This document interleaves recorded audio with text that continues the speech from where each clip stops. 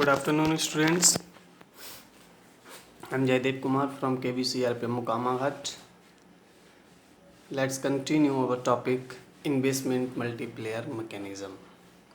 Okay. Previous video में students हम लोग इन्वेस्टमेंट मल्टीप्लेयर के कॉन्सेप्ट को डिस्कस कर चुके हैं। आपको मैंने बताया था कि जब भी इन्वेस्टमेंट इंक्रीज होता है या इन्वेस्टमेंट की एडिशनल वैल्यू को यूज़ किया जाता है तो ये लेवल ऑफ इनकम और लेवल ऑफ एम्प्लॉयमेंट को मल्टीपल टाइम इंक्रीज कर देता है।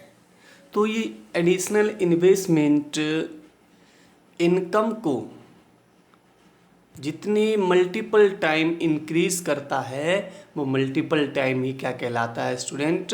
इन्वेस्टमेंट मल्टीप्लेयर कहलाता है। ओके, ये चीज़ मैं आपसे डिस्कस कर चुका था प्रीवियस वीडियो में। साथ ही साथ मैंने आपको ये भी बताया कि डेल्टा बाई एंड डेल्टा आई का रेशियो, डेल्टा वाई का और डेल्टा आई का रेशियो भी इन्वेस्टमेंट मल्टीप्लेयर कहलाता है। ओके, इसके बाद प्रीवियस वीडियो में मैंने बताया था कि इन्वेस्टमेंट मल्टीप्लेयर को अगर वैल्यू ऑफ एमपीसी दिया हुआ है आपको तो भी आप इन्वेस्टमेंट मल्टीप्लेयर की वैल्यू को कैलकुलेट कर सकते हैं। मैंने आपको बताया कि जब कभी न्यूमेरिकल में वैल्यू ऑफ एमपीसी दिया हो तो आप मल्टीप्लेयर को जो अगर हम के से डिनोट करें तो K is equal to 1/1 minus M P C, 1/1 minus M P C से कैलकुलेट कर सकते हैं। या दूसरा मैंने आपको बताया था कि के को, क्योंकि आप जानते हैं कि 1 minus M P C is equal to क्या होता है? एम पी एस होता है। तो आप के को 1/m भी लिख सकते हैं। ठीक है, इन फैक्ट्स को हम प्रीवियस वीडियो में डिस्कस कर चुके थे। मैंने आपको प्रीवियस वीडियो में बोला था कि नेक्स्ट वीडियो में हम आपको इन्वेस्टमेंट मल्टीप्लेयर का मैकेनिज़्म बताऊंगा, डिस्कस करेंगे कि इन्वेस्टमेंट मल्टीप्लेयर किस तरह से काम करता है। ओके स्टूडेंट्स, तो अब हम इस वीडियो में डिस्कस कर लेते हैं how to work investment multiplier. Okay, ठीक है, कंटिन्यू करते हैं। देखिए स्टूडेंट, मल्टीप्लेयर को डिस्कस करते समय मैंने आपको वहाँ पर 2 फैक्ट बताए थे। पहला फैक्ट मैंने आपको बताया था कि जब भी इन्वेस्टमेंट इंक्रीज करता है तो ये इनकम को भी इंक्रीज कर देता है, ये बताया था। दूसरा मैंने बताया था कि जब भी किसी पर्सन को इनकम मिलती है और वो अपनी इस इनकम को स्पेंड करता है, मीन्स एक्सपेंडिचर का, जब भी कोई पर्सन एक्सपेंडिचर परफॉर्म करता है तो फर्स्ट पर्सन का या एक पर्सन का एक्सपेंडिचर दूसरे पर्सन की इनकम बन जाता है। ठीक है, ये 2 चीज़ें मैंने आपको प्रीवियस वीडियो में इन्वेस्टमेंट मल्टीप्लेयर को डिस्कस करते समय बताई थी। ओके, अब इन्हीं 2 फैक्ट्स को ध्यान में रखते हुए इसी 2 फैक्ट्स को आप यूज़ करके इन्वेस्टमेंट मल्टीप्लेयर के मैकेनिज्म को पढ़ेंगे। क्लियर? तो यहाँ देखिए लिखा हुआ है the mechanism of multiplayer based on the fact that one person's expenditures is another person's income। ठीक है, तो ये मैकेनिज्म किस फैक्ट पर बेस है? जो मैंने आपको बताया कि एक पर्सन का एक्सपेंडिचर सेकेंड पर्सन की इनकम होगा। मैंने आपको एग्जाम्पल भी दिया था, अगर आप मार्केट से पेन परचेज करते हैं तो ये पेन परचेज करना क्या होगा? आपका एक्सपेंडिचर होगा ना। तो आपने जो पेन परचेज किए वो एक्सपेंडिचर शॉपकीपर की क्या बन जाएगा स्टूडेंट? इनकम बन जाएगा। ठीक है, और अगर ये शॉपकीपर किसी किसी डीलर से या किसी फर्म से पेन परचेज करता है तो ये इनकम जो है शॉपकीपर की, इसी इनकम को वो क्या करेगा, एक्सपेंड करेगा। तो इस शॉपकीपर का एक्सपेंडिचर इस पेन फर्म का या पेन डीलर का क्या बन जाएगा, इनकम बन जाएगा। यही बेसिक कॉन्सेप्ट पर इन्वेस्टमेंट मल्टीप्लेयर मैकेनिज्म काम करता है। क्लियर है? तो यहाँ तक ये चीज़ हम डिस्कस कर चुके हैं। अब देखते हैं आगे, when additional investment generates income. तो जब भी एडिशनल इनकम जनरेट करेगा, it many time more than additional investment, तो ये इनकम जो जनरेट होगी वो इन्वेस्टमेंट मल्टीप्लेयर के मैनी टाइम्स होगी। How it is possible, let understand following imaginary table. ठीक है, दो चीजें यहां पर मैंने आपको बता दी कि फर्स्ट पर्सन का एक्सपेंडिचर, सेकंड पर्सन का इनकम होगा। और जब भी एडिशनल इन्वेस्टमेंट होता है तो ये इनकम को मैनी टाइम, खुद के मैनी टाइम मोर इंक्रीज कर देता है। और ये कैसे होता है हम इस इमेजिनरी टेबल से डिस्कस करेंगे। ओके, इमेजिनरी टेबल को जो ड्रॉ किया गया है वो एक अजम्पशन के साथ ड्रॉ किया गया है। हमने इस टेबल में एज्यूम कर लिया है स्टूडेंट कि जो वैल्यू ऑफ एमपीसी है इकोनॉमी की वो कितनी है, 0.8 है। ठीक है, कुछ भी हो सकती है, 0.7 हो सकती है, 1 हो सकती है, 9 हो सकती है, 5 हो सकती है, 0.6 हो सकती है। लेकिन हमने अपनी जो टेबल नीचे ड्रॉ की है उस टेबल को ड्रॉ करते समय ये जूम कर लिया, हमने ये मान लिया कि वैल्यू ऑफ एमपीसी कितना है, 0.8 है। ओके, अब हम टेबल को देखते हैं। देखिए स्टूडेंट्स, ये टेबल है हमारे पास। इस टेबल को मैंने अभी बताया कि ड्रॉ करते समय ये मान लिया गया है कि जो वैल्यू ऑफ एमपीसी है वो कितनी है, 0.08 है। ठीक है, यहाँ पर राउंड्स दिए हैं, यानी डिफरेंट टाइम पीरियड्स दिए हुए हैं। राउंड्स, इसे हम टाइम पीरियड भी बोल सकते हैं।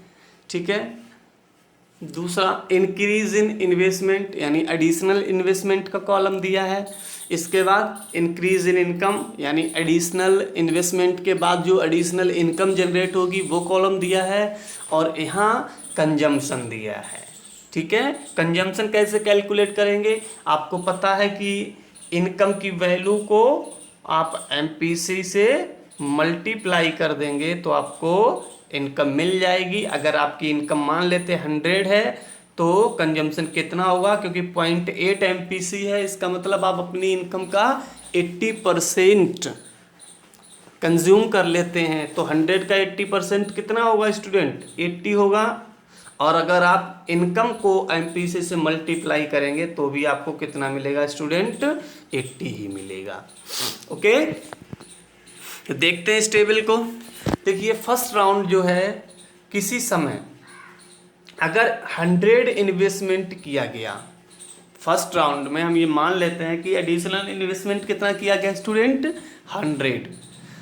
तो how much income generates, how many income generates, आपको बताया गया कि जितनी अमाउंट का इन्वेस्टमेंट किया जाएगा ठीक उतनी ही अमाउंट में इनकम जनरेट होती है। बहुत बार आपको ये चीज़ बताई जा चुकी है। तो फर्स्ट टाइम जब 100 रुपीज़ इन्वेस्टमेंट किया गया तो ये 100 रुपीज़ इन्वेस्टमेंट से कितनी इनकम जनरेट होगी स्टूडेंट, 100 इनकम जनरेट होगी। ओके, अब देखिए पहली बार जब इन्वेस्टमेंट हुआ तो इस इन्वेस्टमेंट से इनकम कितनी जनरेट हो गई, 100। ओके, अब आगे कैसे क्या होगा, अब जो हमने अभी जूम किया था इकोनॉमी की जो एमपीसी है वो कितना है, 0.8 है। ठीक है, तो इस 0.8 एमपीसी होने पर और इनकम 100 होने पर टोटल कंजम्पशन स्टूडेंट कितना हो जाएगा, 80 रुपीज़। क्लियर है, 100 इंटू 0.8 इज इक्वल टू 80, यानी जब इनकम 100 जनरेट होगी तो उस 100 इनकम का 80% क्या होगा, कंज्यूम कर लिया जाएगा और 20 रुपीज़ क्या होगा स्टूडेंट, सेव कर लिया जाएगा। ठीक है, उस सेविंग्स को हमने इस टेबल में नहीं दिखाया है, क्लियर, लेकिन ये अंडरस्टूड है, जो पार्ट कंज्यूम नहीं होता वो क्या होता है, सेव होता है। तो यहाँ पर आप देखेंगे अगर 80% यानी 80 रुपीज़ को कंज्यूम किया तो 20 रुपीज़ कहाँ होगा स्टूडेंट, सेविंग्स में होगा। क्लियर। अब यहाँ पर एक चीज़ फर्स्ट फैक्ट काम कर गया। फर्स्ट फैक्ट जो हमने पढ़ा था कि जब भी इन्वेस्टमेंट होता है तो ये इन्वेस्टमेंट इनकम को इंक्रीज कर देता है। और देखिए अभी इनकम कितनी जनरेट हो गई, 100। ठीक है, तो 100 इनकम जनरेट होने पर अब देखिए इस कोई जो भी पर्सन इमेजनरी है उसकी इनकम 100 इंक्रीज हुई तो उसने कंजम्पशन कितना कर लिया स्टूडेंट, 80 का, क्योंकि 0.8 MPC है तो उस पर्सन ने कितना कंजम्पशन कर लिया, 80 का। ठीक है, तो ये 80 ही क्या होगा, इस पर्सन का एक्सपेंडिचर होगा कि नहीं होगा, कंजम्पशन ही एक्सपेंडिचर है। ठीक है, तो 80 जो इस पर्सन का एक्सपेंडिचर है वो किसी दूसरे पर्सन की क्या होगा, इनकम बन जाएगा। ठीक है, मान लीजिए इस पर्सन ने जिसने 80 रुपीज़ कंज्यूम किए हैं, इसने मार्केट से राइस परचेज किया, 80 रुपये का राइस परचेज किया। ठीक है, तो ये 80 रुपये राइस परचेज किया यानी ये इसका एक्सपेंडिचर हो गया। तो जिस पर्सन से इसने राइस परचेज किया उस पर्सन की अब इनकम कितनी हो गई होगी स्टूडेंट, 80 रुपीज़, क्योंकि इस पर्सन की एक्सपेंडिचर दूसरे पर्सन की इनकम होगा। ये फैक्ट भी हमने पढ़ा था ना। तो अब यही 80 रुपीज़ कहाँ आ जाएगा, इनकम में आ जाएगा। ठीक है, यही 80 रुपीज़ कहाँ जाएगा, इनकम में, क्योंकि एक पर्सन का एक्सपेंडिचर दूसरे पर्सन की इनकम हो जाएगा। तो यही 80 रुपीज़ सेकेंड पर्सन की इनकम हो गया। देखिए यहाँ आ गया। ठीक है, अब 80 रुपीज़ इनकम हो गया तो ये पर्सन भी अपनी इनकम का कुछ ना कुछ कंजम्पशन करेगा। तो कितना कंजम्पशन करेगा, क्योंकि एमपीसी की वैल्यू 0.8 है तो ये भी अपनी इनकम का 80% क्या करेगा स्टूडेंट, कंजम्पशन कर लेगा। ठीक है, या तो आप 80 का 80% निकाल दीजिए या 80 को 0.8 से मल्टीप्लाई कर दीजिए। दोनों ही कंडीशन में कितना आएगा स्टूडेंट, 64 आएगा। यानी जो सेकेंड पर्सन है यहाँ पर, जो सेकेंड राउंड है, सेकेंड राउंड में सेकेंड पर्सन जिसकी इनकम 80 थी वो कितनी इनकम अपना कंज्यूम कर लेगा, 64, 80 इंटू 0.8। अब ये जो पर्सन सेकेंड पर्सन था इसने अपनी इनकम का कितना स्टूडेंट, 64 कंज्यूम कर लिया। ठीक है, यही इस पर्सन का क्या होगा स्टूडेंट, एक्सपेंडिचर होगा। जब इस सेकेंड पर्सन का 64 एक्सपेंडिचर होगा तो ये नेक्स्ट पर्सन की क्या होगा, इनकम बन जाएगा। तो इसीलिए यही 64 देखिए यहाँ से यहाँ पर आ गया, इनकम के फेस में आ गया। थर्ड पर्सन ये सेकेंड पर्सन का 64 रुपीज़ का एक्सपेंडिचर थर्ड पर्सन की इनकम बन जाता है। ठीक है, अब ये थर्ड पर्सन भी क्या करेगा, क्योंकि 0.8 MPC है यानी 80% अपनी इनकम का कंज्यूम किया जाता है। तो ये भी पर थर्ड पर्सन भी 64 रुपीज़ यानी अपनी इनकम का 80% कंजम्पशन कर लेगा। तो कितना कंजम्पशन इसका होगा, 64 इंटू 0.8 और ये 51.2 रुपीज़ का कंजम्पशन कर लेगा। यानी थर्ड पर्सन अपनी टोटल इनकम 64 में से 51.2 रुपीज़ का क्या करेगा, कंजम्पशन कर लेगा। और इस थर्ड पर्सन का 51.2 रुपीज़ एक्सपेंडिचर नेक्स्ट पर्सन यानी फोर्थ पर्सन की इनकम बन जाएगा। और यही सेम अमाउंट कहाँ आ जाएगा, इनकम फेज में आ जाएगा। ठीक है, अब ये पर्सन भी क्या करेगा, इसको जितनी भी इनकम अर्न हुई है इस इनकम में से 0.8% ये क्या करेगा, खर्च कर देगा, यानी 80% ये अपनी इनकम का कंज्यूम कर लेगा।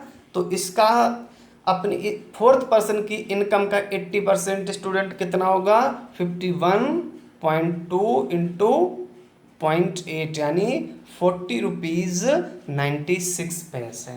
ये क्या करेगा, फोर्थ पर्सन अपनी टोटल इनकम में से 40 रुपीज़, मान लेते हैं 41 रुपीज़ को स्पेंड कर देगा, और इसका फिर से जो कंजम्पशन होगा, जो एक्सपेंडिचर होगा, वो नेक्स्ट पर्सन की इनकम बन जाएगा। और ये प्रोसेस स्टूडेंट इसी तरह से तब तक कंटिन्यू रहेगी जब तक यहाँ कंजम्पशन घटते घटते ज़ीरो ना हो जाए और इनकम बढ़ते बढ़ते इनकम भी घटते घटते ज़ीरो ना हो जाए। ये प्रोसेस तब तक कंटिन्यू रहेगी, क्योंकि हम इतनी बड़ी टेबल ड्रॉ नहीं कर सकते, इसमें नंबर ऑफ फेज आएंगे, 100 to 100 फेज हो सकते हैं, तो हमने यहाँ पर लिख दिया क्या, कंटिन्यू। ठीक है, और ये कब तक कंटिन्यू रहेगी, जब तक वेरियस फेजेस में इस प्रोसेस को चलते चलते लास्ट इनकम का जो पॉइंट होगा वो भी यहाँ कितना होगा स्टूडेंट, ज़ीरो हो जाएगा। और ठीक उसी समय जब income increase in income zero हो जाएगा, ठीक उसी समय कंजम्पशन का पॉइंट भी यहाँ पर जो दिया है ये ज़ीरो हो जाएगा। ये प्रोसेस इसी तरह से तब तक कंटिन्यू रहेगी जब तक इंक्रीज इन इनकम ज़ीरो ना हो जाए और कंजम्पशन की वैल्यू ज़ीरो ना हो जाए, तब तक ये प्रोसेस इसी तरह से कंटिन्यू रहेगी। और जब लास्ट में जाके इनकम की वैल्यू भी ज़ीरो हो जाती है, कंजम्पशन की वैल्यू भी ज़ीरो हो जाती है, तो इनकम के कॉलम में जितने भी फेजेस होंगे, जितने भी फेजेस में यहाँ इनकम जनरेट हुई होगी, इनकम इंक्रीज हुई होगी, जब आप उन सब का टोटल करेंगे तो स्टूडेंट उसकी वैल्यू कितनी मिलेगी, 500 मिलेगी। कितनी मिलेगी, 500 मिलेगी। ठीक इसी तरह वेरियस फेजेस में जो ये है, मैंने यहाँ डॉट डॉट रख दिया क्योंकि बहुत सारे होंगे, कंटिन्यू रहेगी। तो वेरियस फेजेस में हर फेज में जितनी भी इनकम आपको यहाँ मिलेगी, इस सभी इनकम का जब आप टोटल कर लेंगे तो ये कितना होगा स्टूडेंट, 400 होगा। कितना होगा, 400 होगा। ठीक है, अब आप देखेंगे ध्यान से कि ये जब मैकेनिज्म कंप्लीट हुआ, ये प्रोसेस कंप्लीट हो गई, तो टोटल इनकम कितनी जनरेट हुई, 500। टोटल कंजम्पशन कितना हुआ होगा, 400। जबकि एडिशनल इन्वेस्टमेंट कितना हुआ, देखिए यहाँ और कोई इन्वेस्टमेंट नहीं है स्टूडेंट, कितना, केवल 100 इन्वेस्टमेंट है, जो यहाँ भी टोटल में भी 100 ही लिखा हुआ है। तो अगर हम इस मैकेनिज्म को देखें, इस टेबल को देखें, तो हम देखेंगे कि एडिशनल इन्वेस्टमेंट कितना हुआ, केवल 100 हुआ, जबकि इस 100 इन्वेस्टमेंट होने की वजह से टोटल इनकम कितनी इंक्रीज कर गई स्टूडेंट, 500। तो ये इनकम इस इन्वेस्टमेंट की कितनी है, 5 टाइम्स है। यानी यहाँ पर मल्टीप्लेयर की जो वैल्यू होगी, वो कितनी होगी, 5 टाइम। यानी income additional value of investment 100 होने के बाद इनकम कितने टाइम इंक्रीज कर गई, 5 टाइम इंक्रीज कर गई। इसीलिए हम कहेंगे कि इस एग्जाम्पल में मल्टीप्लेयर की वैल्यू कितनी है स्टूडेंट, 5 टाइम्स है। ओके, और 5 टाइम्स होगी कि नहीं होगी हम इसे वेरीफाई भी कर सकते हैं। हम के की वैल्यू, क्योंकि एमपीसी दिया हुआ है, आपको एमपीसी 0.8 दिया हुआ है, तो इसमें आप मल्टीप्लेयर की वैल्यू कैलकुलेट कर लीजिए, K is equal to 1/1 minus MPC, तो इज 1/1 माइनस 0.8, तो कितना बचेगा स्टूडेंट, 1/0.2। आप पॉइंट हटा के यहाँ से ऊपर 0 लगाएंगे तो इससे डिवाइड करेंगे तो कितना आएगा 5 आएगा।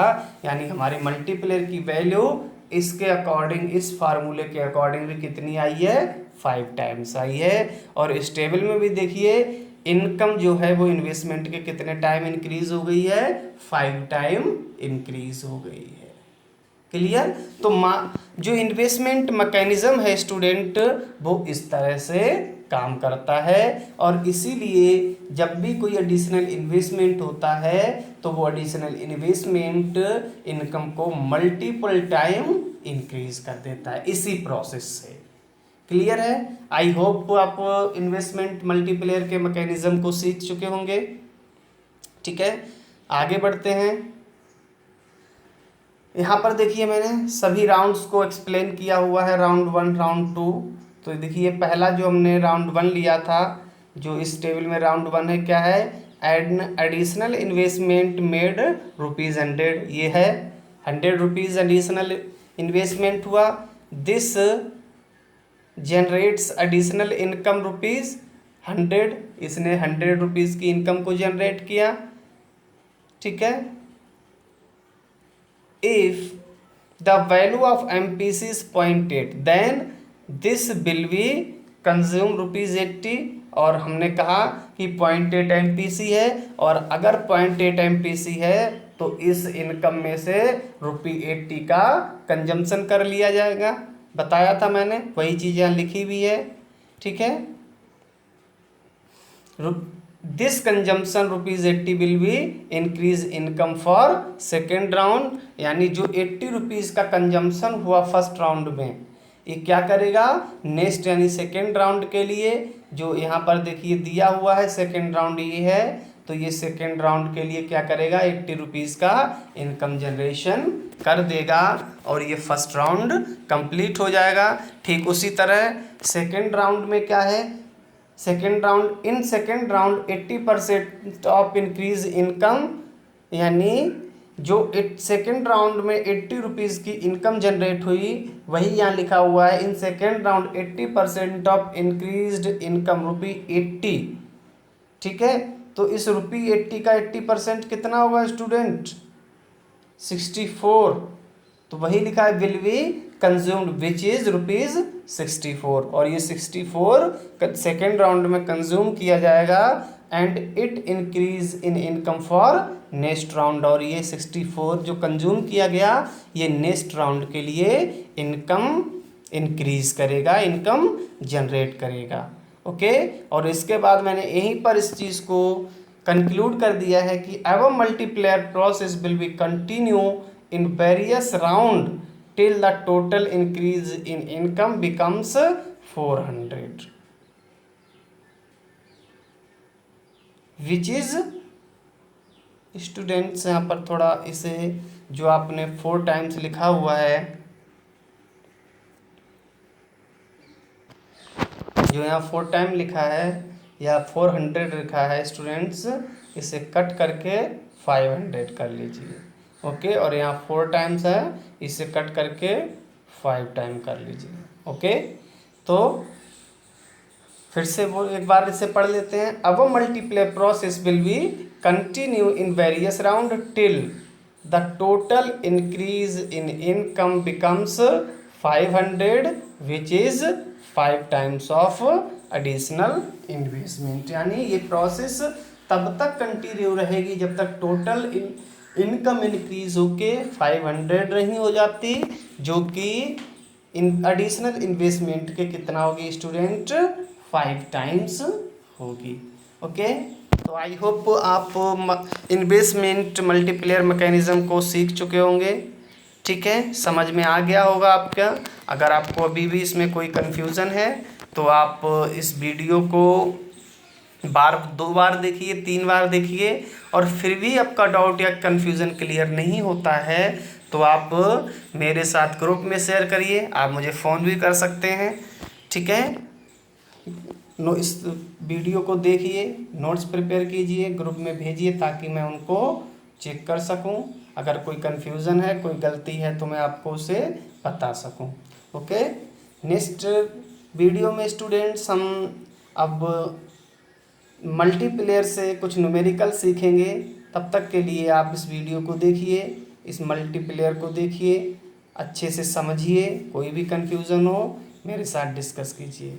Okay, thank you.